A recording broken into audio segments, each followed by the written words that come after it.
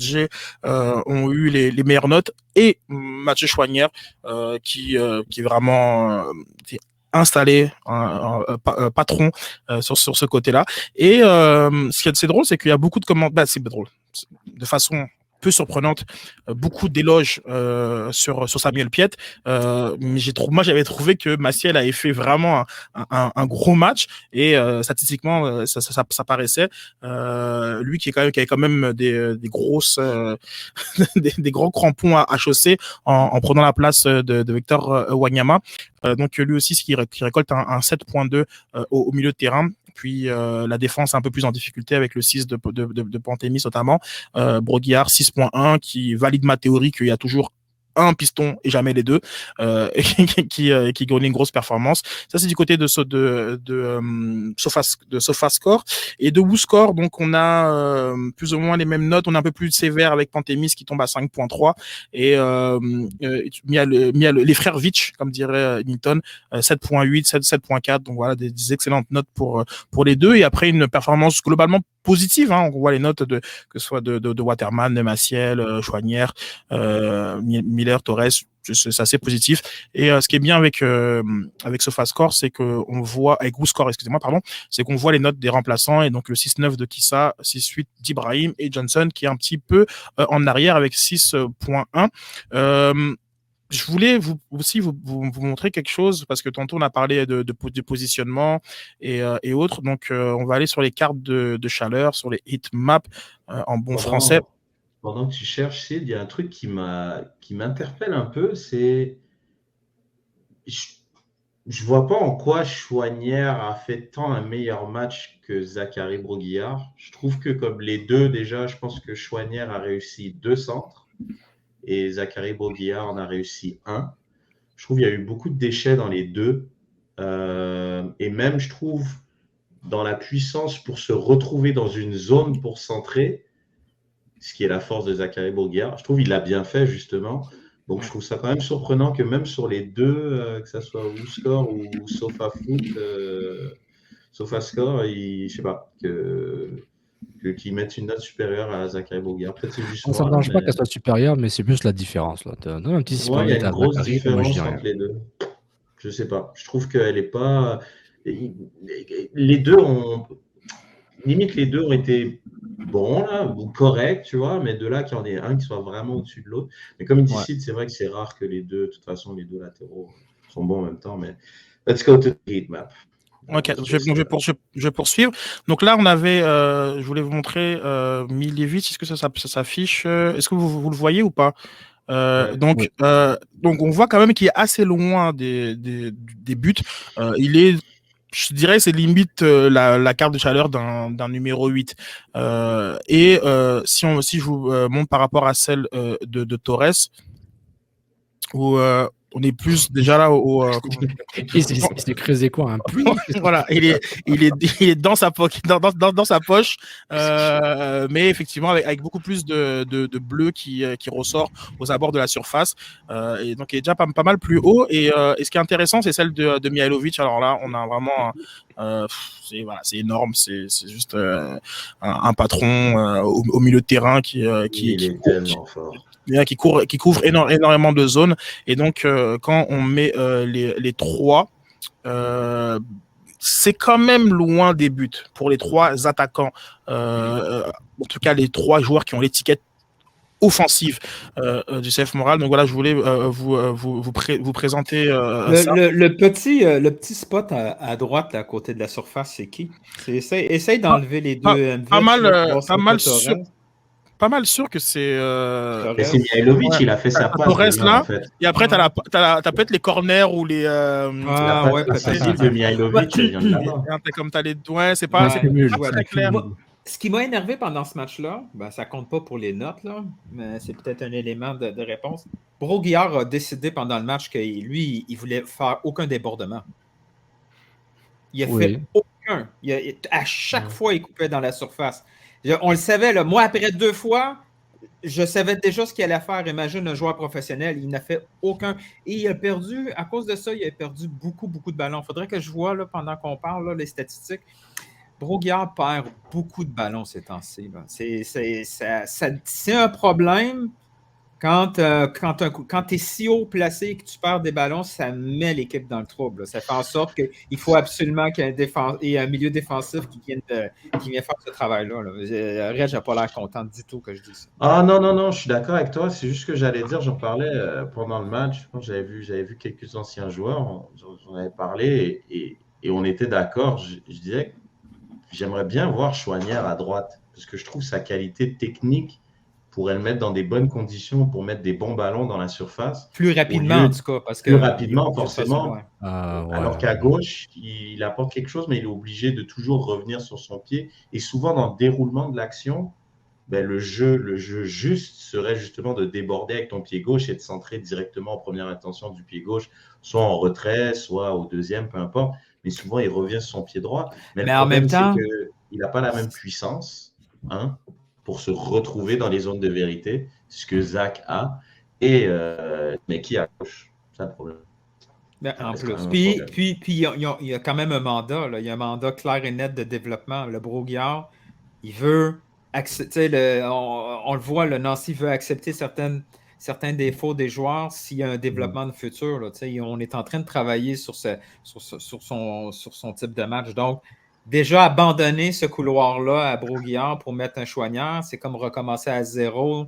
Je peux comprendre pourquoi on procède de cette façon-là. Mais justement, c'est intéressant que tu dis ça, Nilt, parce que je pense que c'est volontaire finalement qu'il y ait moins de débordements. Ça fait 2-3 matchs que je remarque qu'on veut qu'ils jouent plus à l'intérieur et que en fait c'était tellement caricatural il y a 2 matchs que je me suis dit c'est forcément une consigne. Et puis là, tu vois, sa carte de chaleur à Brault-Guillard, je crois qu'on veut justement peut-être lui apprendre à occuper ce fameux demi-espace entre la zone purement latérale et l'intérieur du terrain, parce que peut-être qu'on se rendait compte que c'était extrêmement stéréotypé, tout droit, des profondeurs et débordements. Donc je pense que c'est tactiquement c'est volontaire, parce que quand tu compares à Chouanière, c'est beaucoup plus typique d'un piston au niveau il colle la ligne, là. Exactement, de son positionnement. Donc je crois qu'il y avait une forme d'asymétrie qui est assumée et qui explique, qu'il y a une espèce de ceci qui explique cela du côté de Brault-Guillard. Ça me fait penser, on avait vu notre carte de chaleur il y a 2 matchs où c'était pareil. Brault-Guillard était véritablement dans l'intérieur du jeu le plus possible.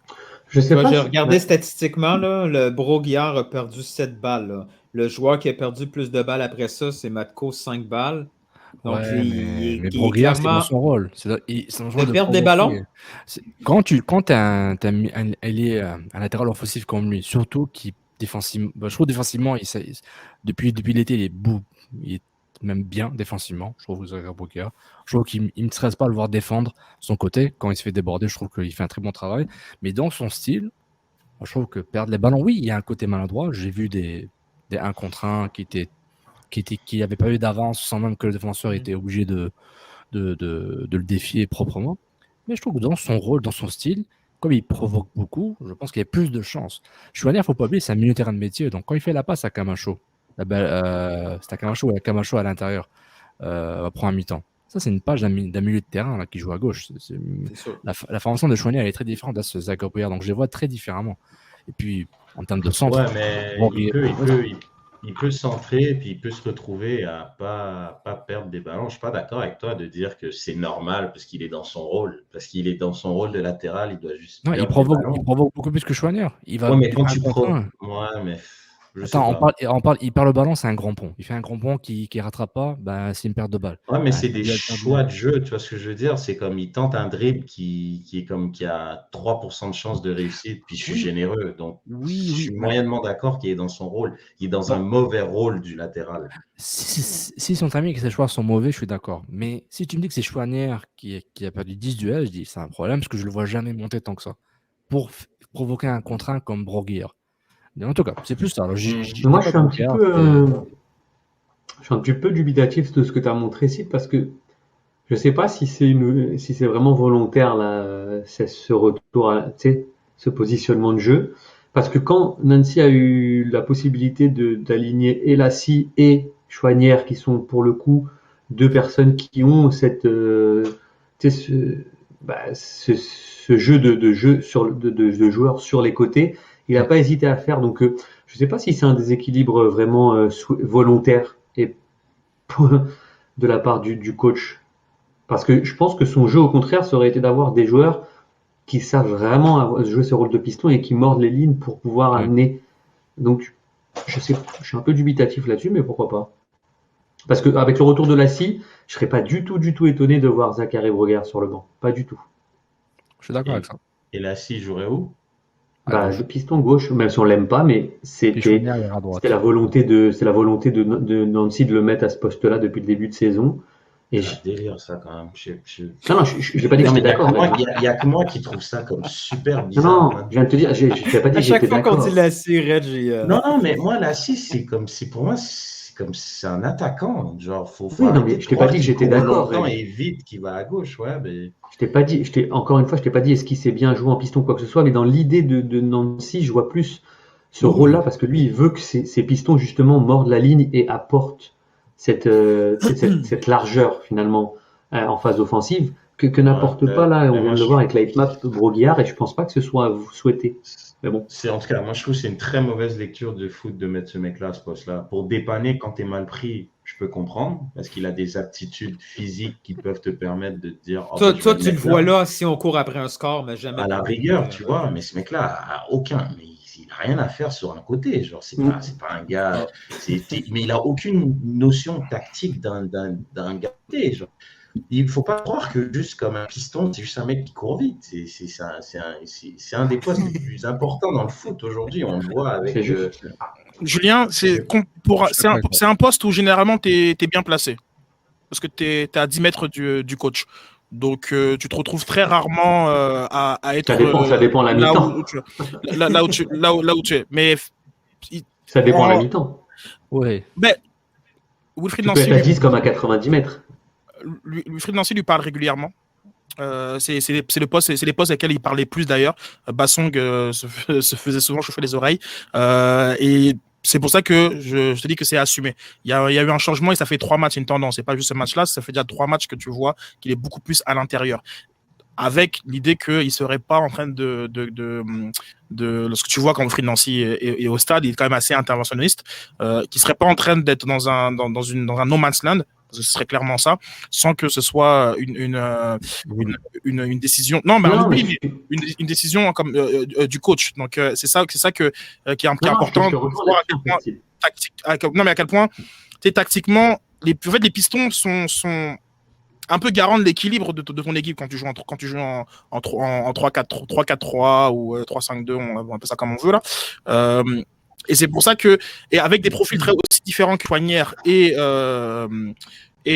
Broguillard, qui sont de très loin les 2 joueurs les plus utilisés à ces positions, mais de très loin, c'est même pas comparable avec les autres. Ces ajustements-là sont voulus de la part du coach. Ils sont pas en train de jouer un football que ça leur tente de jouer, tout simplement.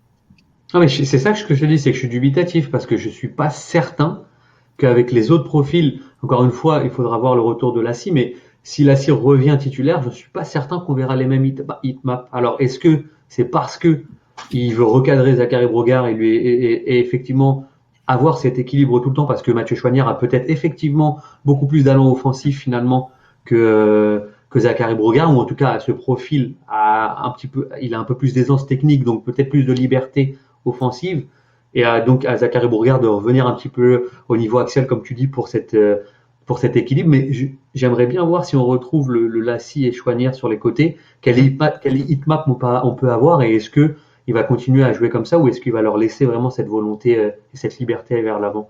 C'était en ça que je me posais la question. Non, je suis d'accord. Je pense que l'animation du milieu de terrain change beaucoup, mais quoique, même avec Wanyama, Zachary Broguillard, je jouais quand même un peu plus, pas dans l'axe, là, mais il mangeait beaucoup ma ligne, même quand il y avait Wanyama. Je dis, qu'est-ce que Wanyama n'est pas là? Non, en fait, non, je me rappelais que Broguillard faisait la même chose, même que je pense que c'était quand on a vu le dernier match où Broguillard avait commencé, je pense, contre Nashville. En tout cas, je l'ai vu jouer, mais c'était intéressant.